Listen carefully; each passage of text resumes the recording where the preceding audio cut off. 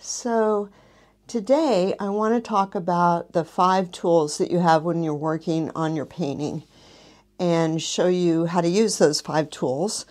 And sort of the bad thing is you only have 5 tools, but the good thing is if something is wrong with your painting, it's going to be one or more of those 5 things. So you really only have to keep 5 things in mind. And then if something's going wrong, you quiz yourself about which of the 5 things it is. All right, so the first tool in painting is composition. And composition is really the most important thing in painting. Your painting will only ever be as good as its composition. So it's very hard to teach composition because I don't believe there are any rules. And the minute you start to try to teach rules about composition, then that stifles creativity. So I think the best way to learn composition is to look at famous paintings, paintings that have stood the test of time. Well, really look at any painting and think about it from a composition point of view. Like, how is the space divided up? How did they use their positive shapes or negative spaces? What format did they decide to work in? So that's the 3 things that I think composition is made up of. Format, which is the size of your paper, and the positive and negative shapes. Now, you could say in this painting it's virtually all positive shapes, but there are going to be some empty spaces between. So the first thing I always do, because composition is so important to me, is I draw a little line all around my painting, my paper, that's going to mark where my mat is going to cover. And the reason I do this is because then I'm really composing to the shape of my paper that's actually going to show.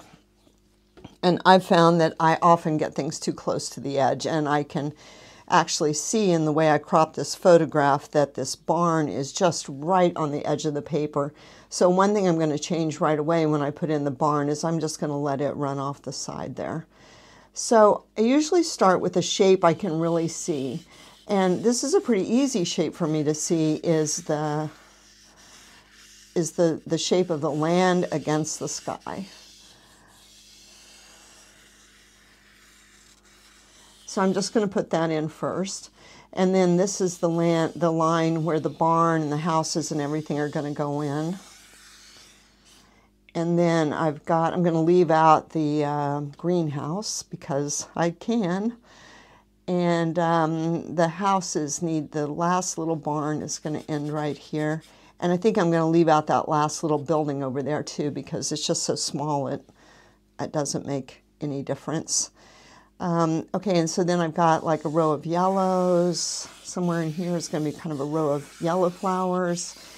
And I decided that I was going to not just make a bunch of straight lines across here. I mean, once you get down a certain distance, the lines start to get more angled, but I don't want just a bunch of straight lines going across. So this is my magenta row of flowers. And then this space, and then there's a little more space between my next row of yellows. So I'm going to put that in. Oh, and I wasn't really thinking, look how much the line, they come together back here. So they get closer together in the back. And so composition, again, it's the format and it's the arrangement of the empty spaces and the positive shapes. And that the empty spaces are just as important as the objects. And on a sunny day when you have light and shadow, really the shadows function as shapes. So I always want to consider my shadows when I'm painting. So I kind of got down too far. So this really needs to be, let's see, right about here needs to be the line of the path. I was tempted to come down and get the path in because that was something that was a little more structure and a little more easy for me to see. So I was tempted to skip down here, do the path, and then come back up from the bottom, but I don't know, I just decided not to. And I am just going to have a few tulips down here in this corner, so I'm just kind of marking where those are going to be, just as a reminder. Okay, so here's the path. And I'm drawing with soft bind charcoal. So this actually, it looks like I've moved into a drawing phase, and I kind of have. So I spent a lot of time, I took a lot of photographs this day, and I made sure that my photograph was the same proportion as my paper. So my paper is close to 11 by 15, so I made sure my photograph was that same proportion. Okay, path. First row of flowers, and there's a little dark under this row. And then this is really dark in here. And these are the magenta flowers, another little dark line. It's the verticals, basically.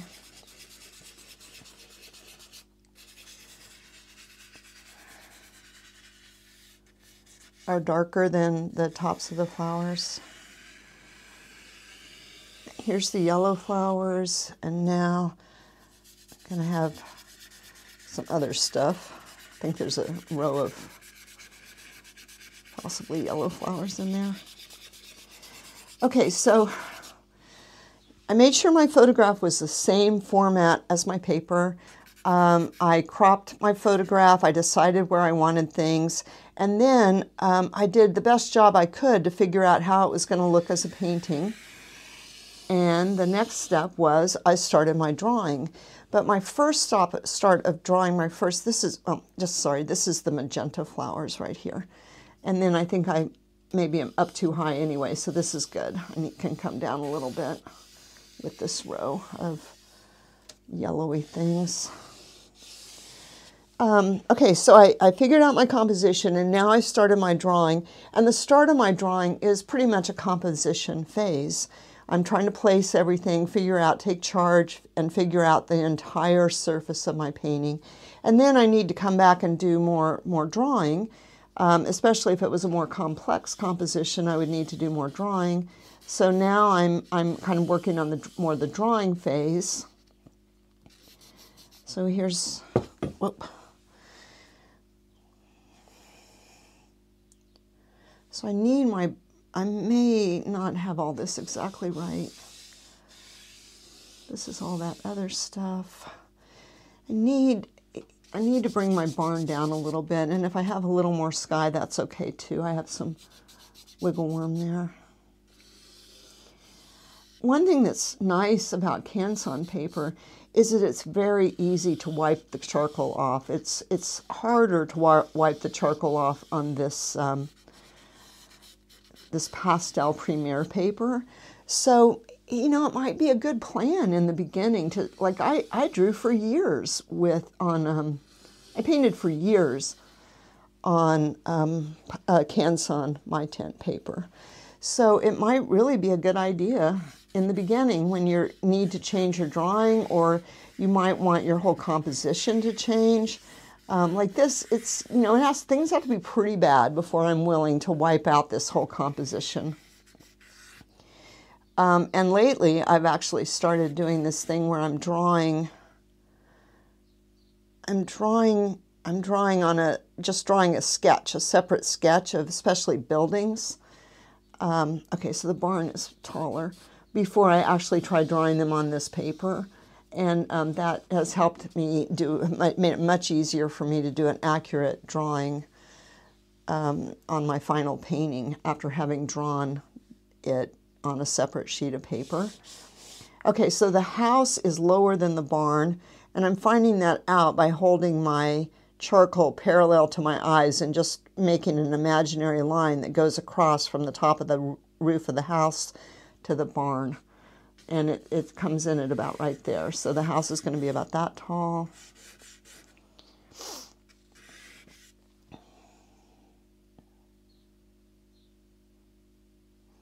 In this picture, this is my eye level right about here, the bottom of the roofs. So they will just be a straight line. And then here's the house. I'm not going to really see the bottom of the house because there's some stuff in the way. That's kind of good. Here's the side of the first house. Here's the roof of the little annex to the first house.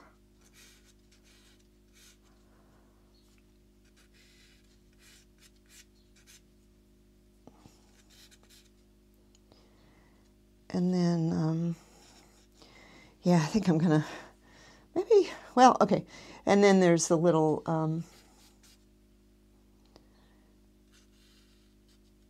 roof of the first little red building.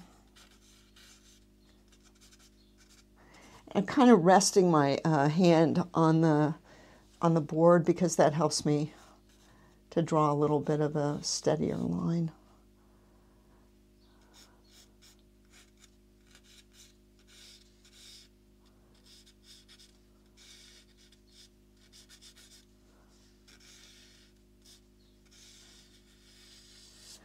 Okay, and then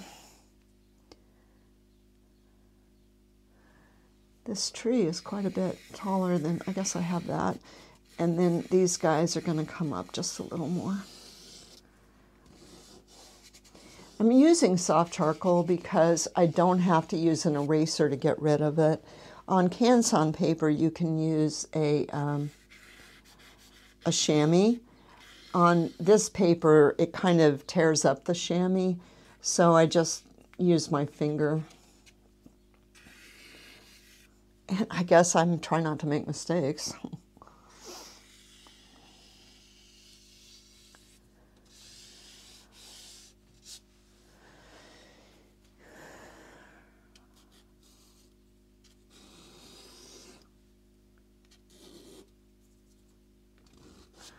Okay, so for this picture, that's enough drawing. So now, so the first tool was composition, the second tool was drawing, and ways that your drawing can help you show. So like one of the big things we're trying to show here is distance. So the way your drawing helps you show distance is things get smaller as they get further away.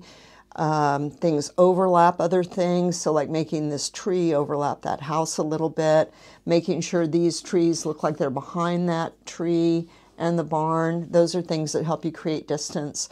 So I would try never to have a situation where the top of this tree was, say, lined up with the hill behind, because that just makes it a little harder for me to show that the hill behind is in the distance. So I try to avoid what are called tangents, or things that just kiss each other. I try to either have a space or an overlap, and that is one thing that really helps me with my drawing to create a sense of distance. I am trying to decide, do I need to draw these flowers in? So I kind of feel like I do, but I'm not going to draw all of them. I'm just going to try to draw sort of the shapes.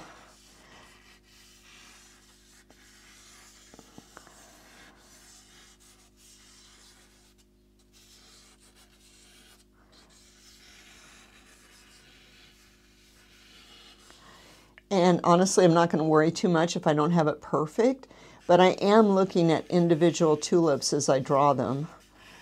And I am trying to be conscious about making a variety of shapes.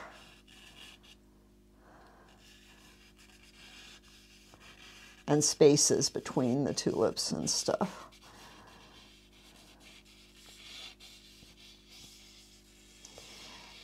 You know, if I was painting or doing, painting, oil painting, I might not draw all these guys, but for watercolor or pastels, you probably want to know where your yellows are going to be, because putting them on top of that dark blue in either watercolor or pastels is going to be difficult. And in oils, you know, even then, I think I would probably feel like I needed to draw.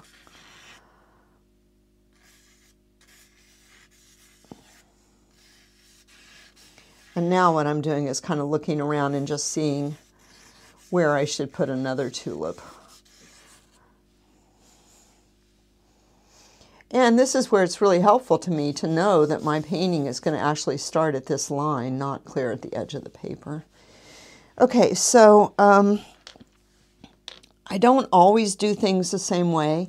And I think what I'm going to do this time is I'm going to start with these yellow flowers in the foreground. And I'm just going to put in, just going to make them all the same.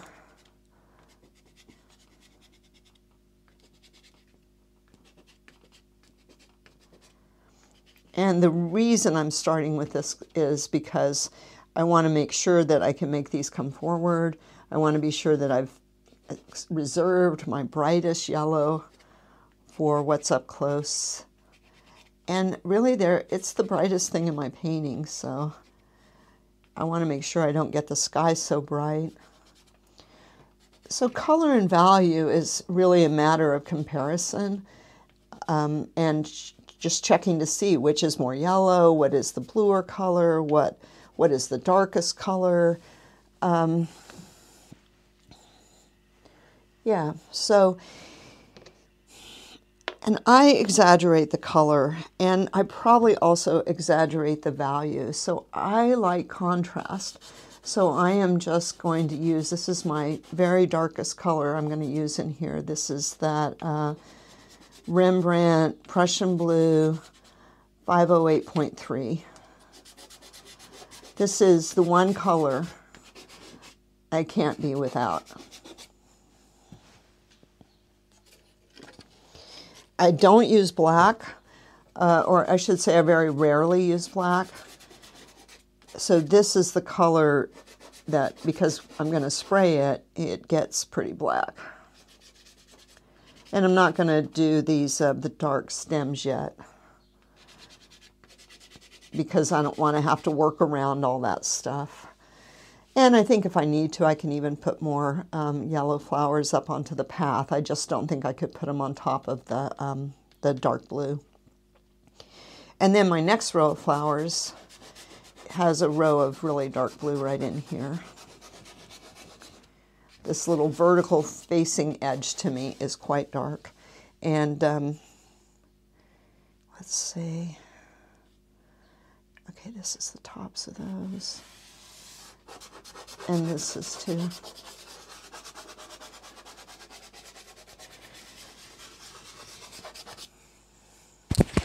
So I'm not really thinking about creating depth right now. I'm just trying to get some of my really darkest darks in. I don't think I'm going to, maybe, you know, I could do this right here for now, those trees back there. But ultimately, if I use the same color in the foreground, the middle distance, and the great distance, what that serves to do is it makes it like my painting is climbing, not going back in space. So I might start like this just because darks are hard to come by in pastels, but I will be changing that as time goes on. There is one flower blooming in this field, so I'm going to take that one flower and I'm going to pretend that whole section of tulips is blooming. And then I've got my magenta row.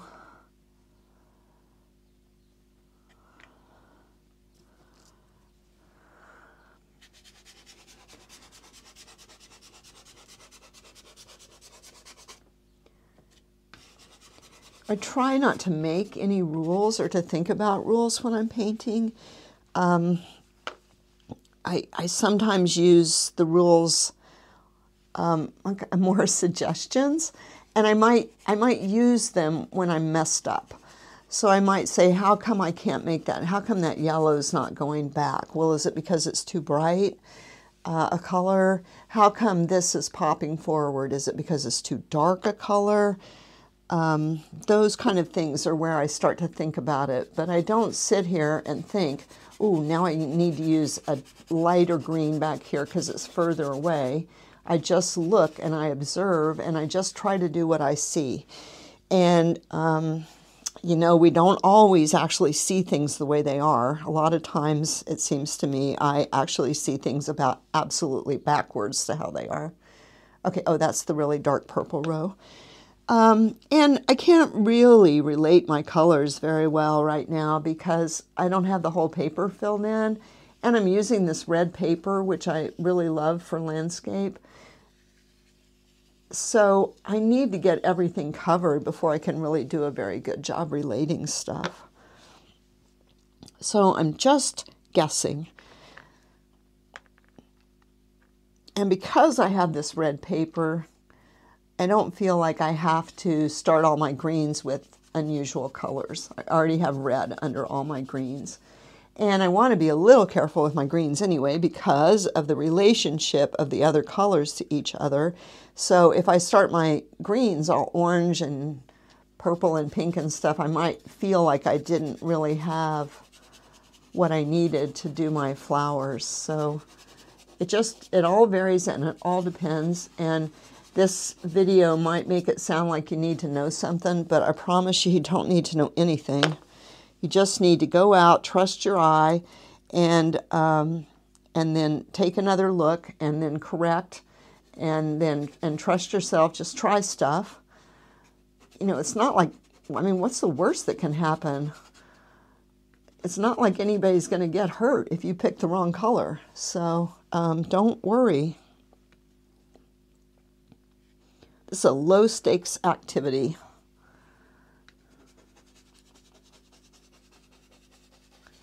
And take chances. And, you know, if you like, nothing I like better than to say to myself, I don't know how that's going to work. So I'm just going to try it. Okay, so what I think I want to do next is put in a little bit of the White House, because that's also going to help me figure out the sky. Because when I really squint, I can see that the house is a little brighter than the sky. So I'm not going to start with the white, and that's just because once you've used the white, there's sort of nowhere else to go. So what I'm going to do is just start with some of the colors I think I see in the house. So I think maybe there's a little bit of pink. That's a sort of orangey pink. Maybe it needs to be a cooler pink. I'm going to try that. And now to pick my sky color, I'm going to compare to that little splotch of white I have there. And I've sort of, from the very beginning, I've thought my sky was a little on the purple side. So I'm going to start at purple. And also now I'm coming back over these lines, these charcoal lines that I put in for composition, because now I'm not composing anymore, I'm painting. And I do want to be sure I don't forget, because it's really a bummer if you forget to come all the way to the edges and then your mat doesn't quite cover, especially when it's at an angle like that over the corner. And I'll need to move that too.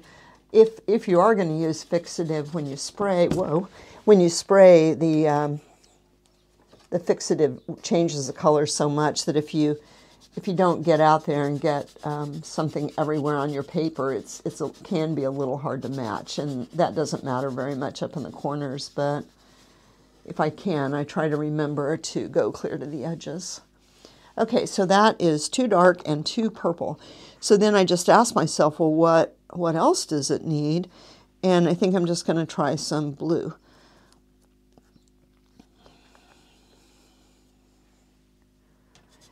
Another thing, another tool in painting is texture.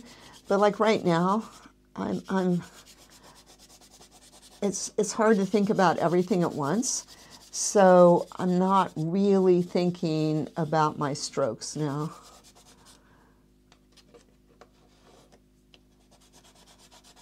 The direction of my strokes. I'm just trying to fill it in and focus on getting the color. Okay, so that doesn't seem right either. And so let's try a little pink in that sky.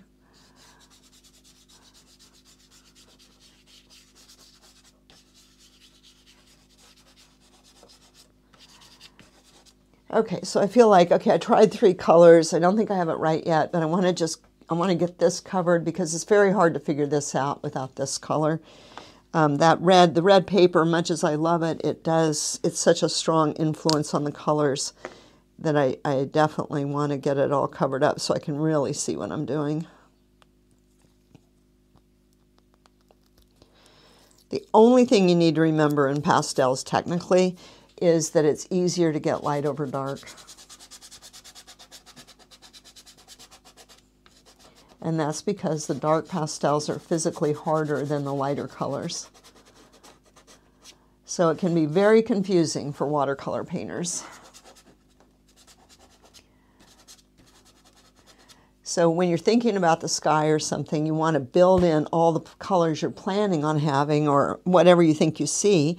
You want to start building those colors in, and then you can always add the light on top. And I don't really worry about this very much. I'm a sort of funny person. I'm worried about everything a lot, but I'm not worried about anything either.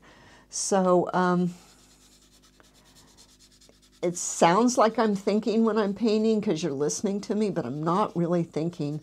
I'm just responding. So I'm a reactionary painter, basically. Like, is this dark enough against the sky? Well, maybe the sky isn't bright enough yet.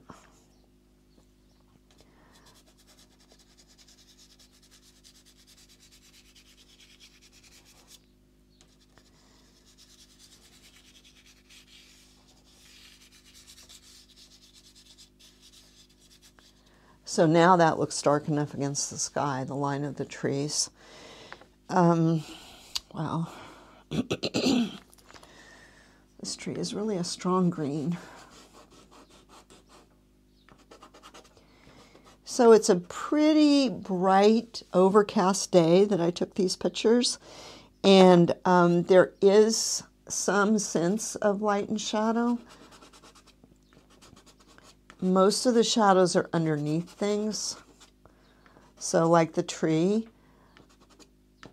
the tops are catching the light. A pretty good way to think about it is, where would the snow land and stick on the tree? And that's where the light is also. Okay, so about now, I just start to feel so tired. You know, it's a lot of not thinking, and I'm just going to use whatever to put on these roofs, just something dark enough.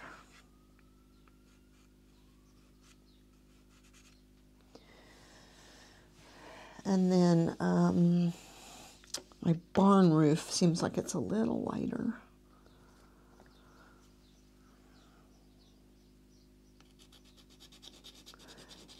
I can just see a tiny bit of a drawing change to know that that barn has kind of a barn roof, but I want to see if I can show it with the color too, even though just by making the two parts of the roof a slightly different color.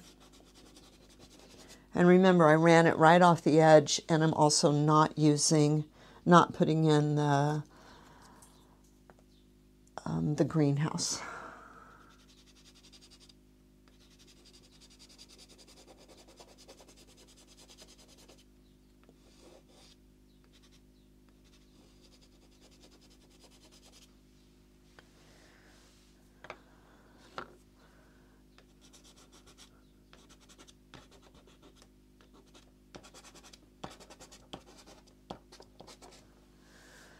Okay, so now I just need to get, the path and the little house is all covered. And once I have it all covered, then I start to feel like I can actually see what I'm doing because I have all the colors to compare to each other. So until I get this covered, I feel like I'm a little bit in the dark.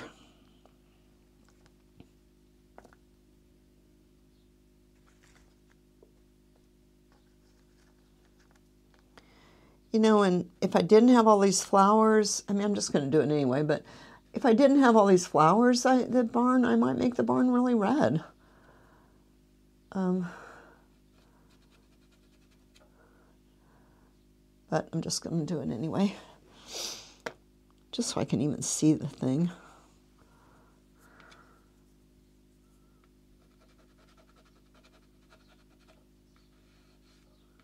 Can always dull it down later. Okay, and I need something on the front of the white houses. And it's the front of the houses seem a little darker to me, a little bluer maybe. And then this one's really dark because it has a porch, so I want to make that dark underneath there.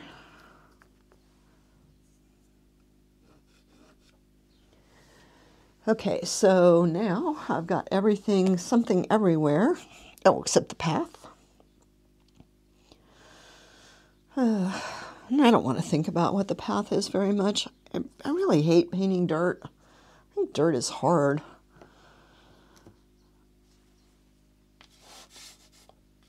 Now that is too light.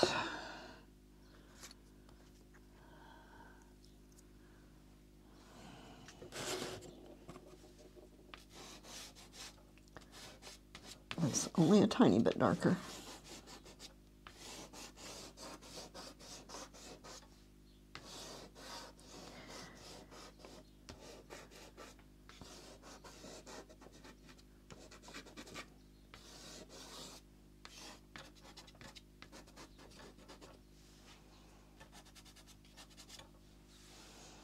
Okay, so now I've got it all covered. And so far the tools I've used are composition, drawing, and value and color.